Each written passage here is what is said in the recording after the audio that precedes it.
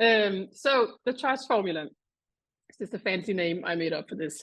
It's what you're doing, but also how you're doing it. So what you're doing is start with your compliance documentation package, meaning all your policies and your SOA. Give them that and offer an interactive session if they have follow-up questions. That would be, this is how I would start.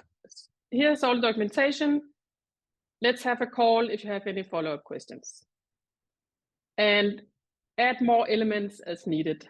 So the social proof on the website can be a really good thing to have. And the VSA, if they still come with questionnaires. And of course, contracts, that's a complicated negotiation, but one thing that I've seen is definitely try to be compensated for any security requirements. So this might not be you personally doing this, but the people that are doing the contract negotiation should be really aware that security comes with a price.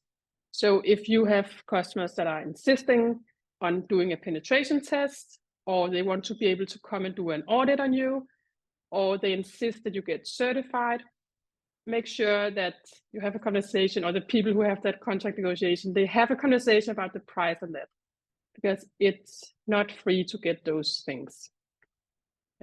So it can sometimes be necessary, but then just make sure that you also get compensated.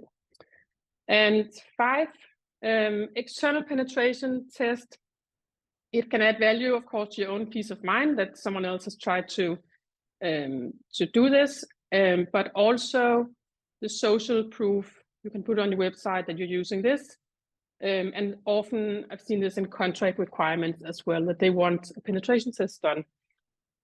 And you can actually, so a full penetration test where you get a company to do this according to some framework, that can cost some money. I've seen prices like 40,000-50,000 Danish crowns. But you can also use some of these bounty hunting programs that can be a lot cheaper to start with.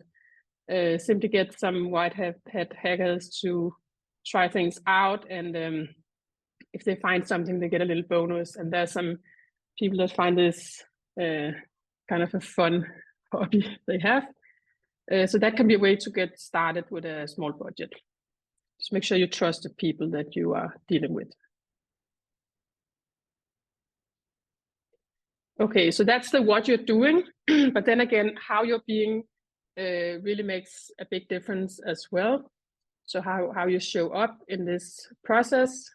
So being prepared, have everything ready for them, the documentation package, and like, this is how we share it.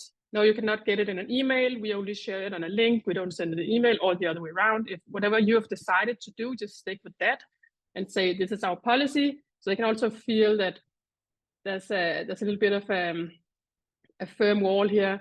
We have a policy and we follow it. So here's how we do it. Then you show them also, you know, how to follow your policy, your own policy. Being proactive. So don't ask them, don't wait for them to ask. Give them this upfront, you know, first meeting. So when whoever it is having those first meetings, make sure they say, look, we have security documentation prepared. So when your security or compliance person is asking, this is what we have, just so you know. Don't come with your questionnaires. Yeah, and transparency, don't try to pretend you have something you have not, but just make sure that you also show what you have and take charge of the process. So any questions or comments about this stuff? Does it make sense?